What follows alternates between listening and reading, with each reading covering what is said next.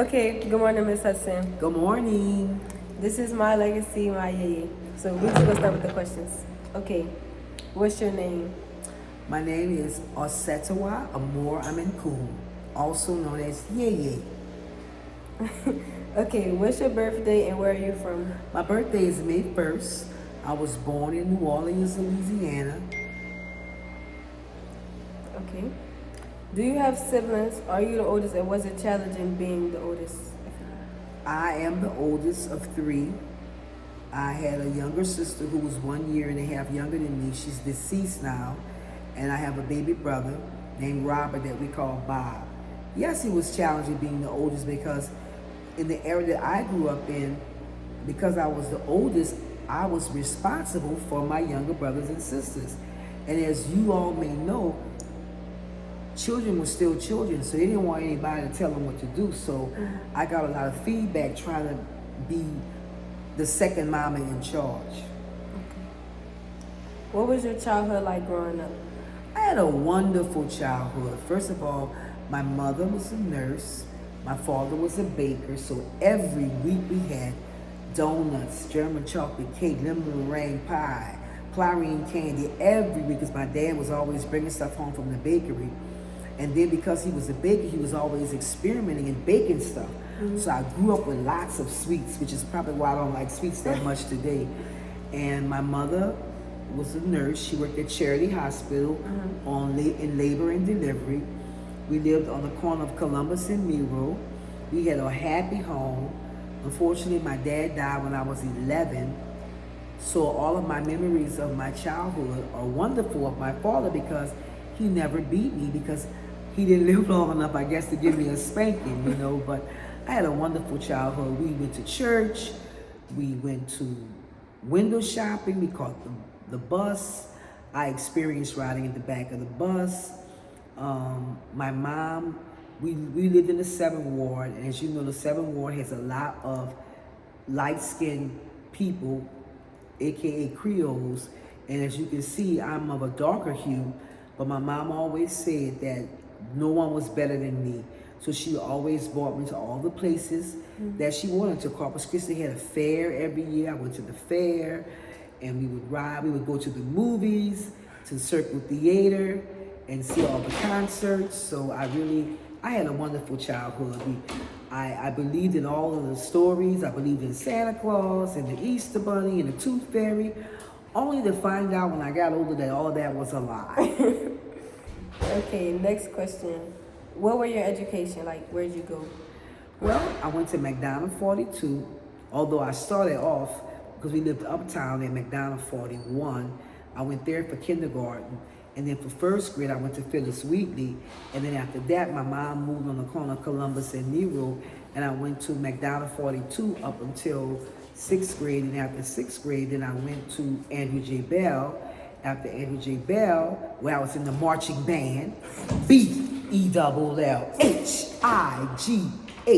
Bell High. I was in the marching band. Then I went to Fair 35. Sorry, Warren Easton. I'm a Ron Eagle, ever fair, even fairer. Then I went to Dillard University. I'm a Blue Devil. I'm an alumni of Dillard University. And I went to Loyola for grad school. Okay. What did you want to be when you were younger? I wanted to be a kindergarten teacher. That's what's written in my yearbook. For real? That I want to be a kindergarten teacher, yes. Okay. What dreams have you fulfilled and not yet fulfilled? Well, I did fulfill teaching. I didn't teach kindergarten, but I ended up teaching many children through culture because I'm the director of an African dance company. So I ended up teaching a lot of young people about African dance and African history. But now I presently teach at Tulane University, so I teach college students African dance and hip hop. So I did fulfill that, even though it was not kindergarten. Right. As far as things that I didn't fulfill, well, I think I still have time. I want to have a vegan restaurant. And so that's my goal, to get me a vegan restaurant. Right now I do vegan catering and I do vegan food demos at the Jazz Fest every year, but I want to get a restaurant. Okay. Who are your mentors and influencers along the way? Well, I had many mentors and influences. Many of them, they're now deceased. One of them was Bobby Ishangi. He had the Ishangi Family African Dance Company. Kwame Ross, who's now deceased. He was one of my dance mentors. Kamari Dini Zulu, who was of the Akan religion. Aunt Wildred Proctor, she was the lady that my mom hired to stay with us while she worked nights. After my dad died, my mom took on extra shifts and she didn't want us to be at home at night alone, so she hired a nanny. And the nanny name was Wildred Proctor. And she was my mentor because she took time out with me and taught me how to sew, how to crochet, how to make doll clothes with paper and make patterns. So those are some of my mentors. Okay. Do you agree with the thought of you being a legacy to me and others, like me and the family and stuff? Well, people have been telling me that. I really thought you were going to be my legacy because you're younger than me and I want to pass this tradition down to you. You know, when I started, I'm a founding member of Kumbuka African Drum and Dance Collective. And so when we did that, I wasn't thinking of a legacy. I was just thinking that there was a void in New Orleans public education. Our children were not learning about their African heritage, their Black heritage, their indigenous heritage. So we started having programs in schools so that our children could be educated and anybody with them could be educated along with them. And so then after that, when I decided to mass Indian, I wasn't thinking of a legacy. I was just thinking that this was something that I needed to do to fulfill and complete my requirements in a cultural aesthetic. And so it wasn't that I was thinking I'm going to be a legacy. It just happened.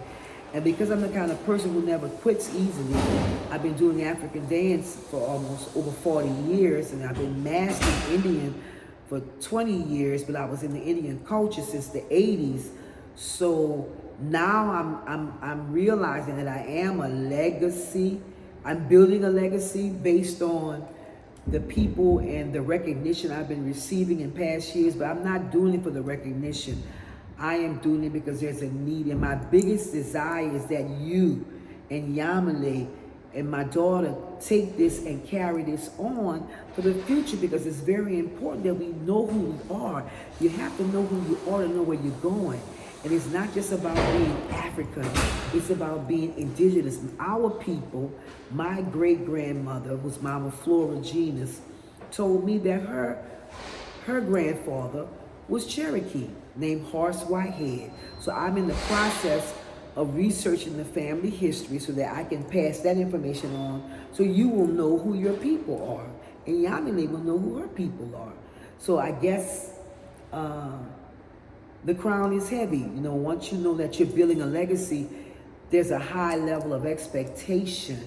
So I try to conduct my life and live my life to a particular standard.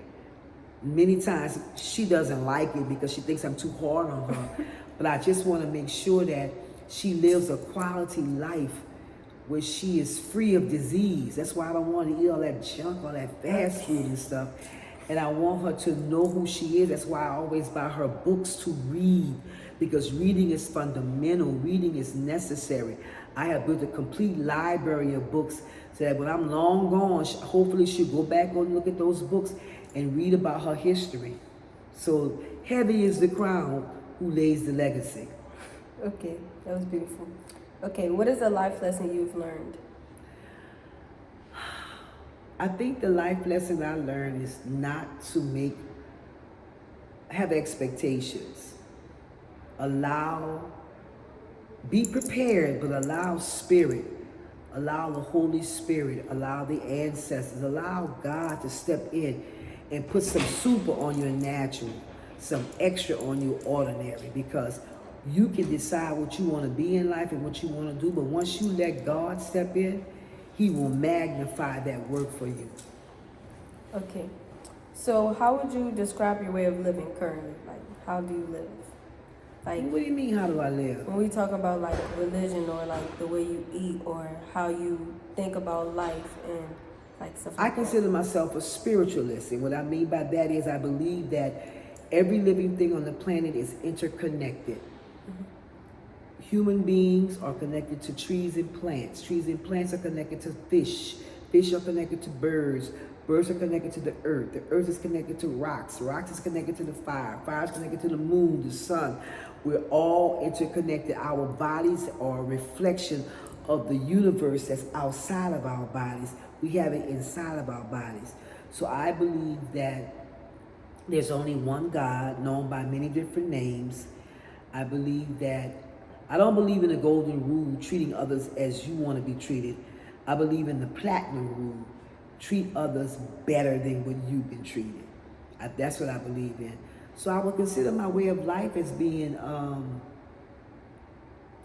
a holistic approach to living.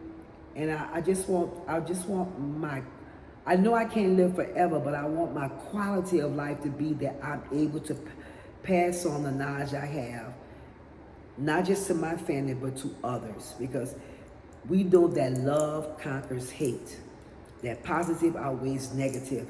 So it may not seem that when you're doing something that it's going to make a difference, because it may be so small, but if everybody does something small, that can come together and be something big, and we can change the world.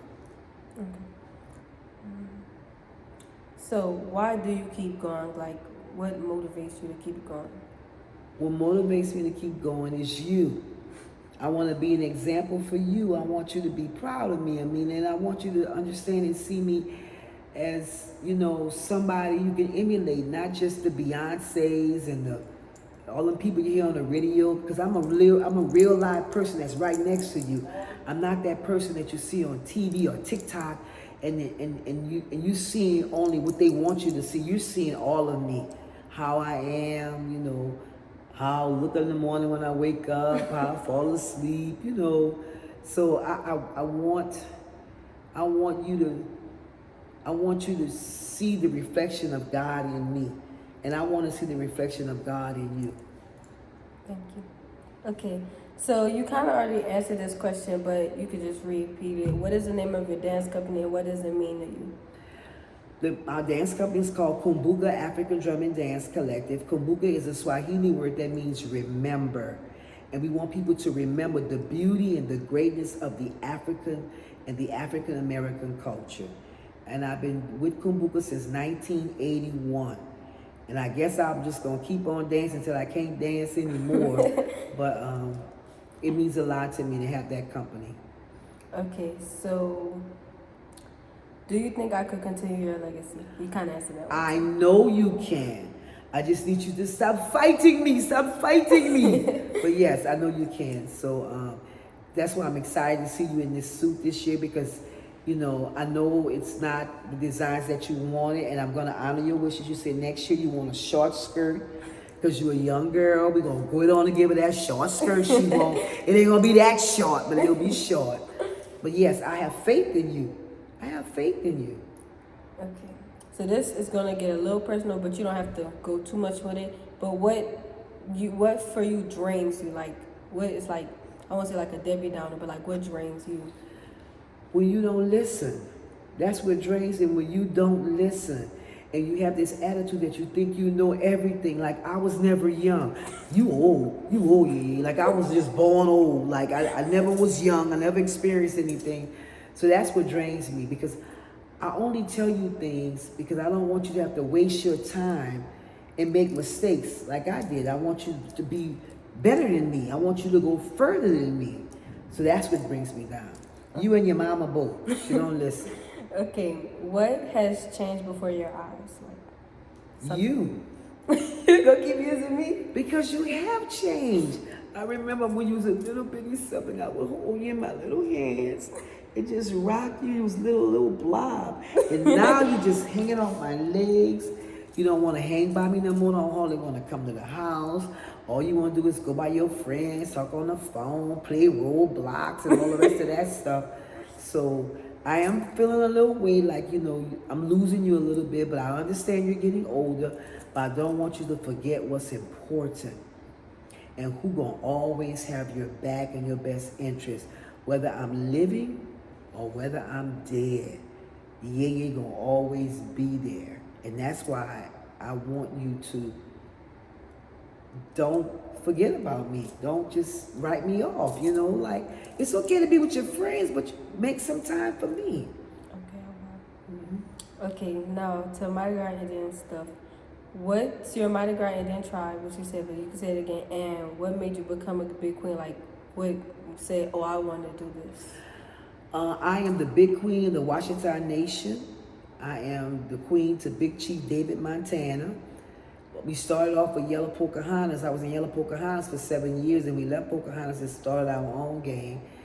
I started off as second queen when I was in Yellow Pocahontas.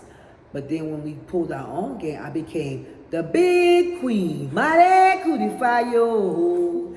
Indian red. Indian red. So being a big queen is it's a wonderful experience. It carries a lot of responsibility. I don't take it lightly. I feel honored to be able to carry on this tradition that's been going on in New Orleans for over 200 years. And it's also a way for me to honor my ancestors who are Cherokee. So this one, I'm going to need you to answer this one without saying me. Like something like seriously. What motivates you to keep sewing and masking? You. Oh my gosh. I do it for you. Yes. And I also want to be better than I was last year. I don't want to compete with nobody else. I just want to compete with myself. Okay. This is the last question. Is there any regrets in your life?